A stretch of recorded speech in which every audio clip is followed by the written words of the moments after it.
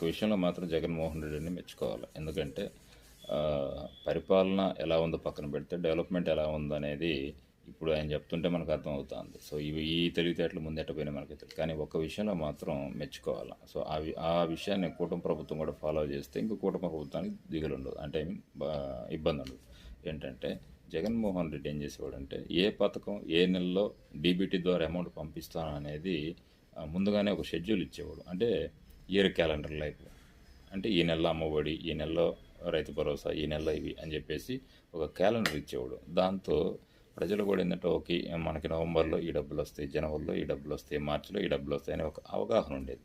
So ఇదే పద్ధతి కూటమి ప్రభుత్వం కూడా ఏదైతే సూపర్ సిక్స్ ఇచ్చిందో ఆ సూపర్ సిక్స్కి సంబంధించినటువంటి యుద్ధం మేము 2024లో ఏం చేయలేకపోతాం, లేకపోతే 2025 నుంచి మొదలు పెడతాం, ఈ నెలలో ఇది ప్రజలకు కానీ ఇవ్వగలిగితే చాలా హ్యాపీగా ఉంటుంది. అంటే ప్రజలు కూడా ఒక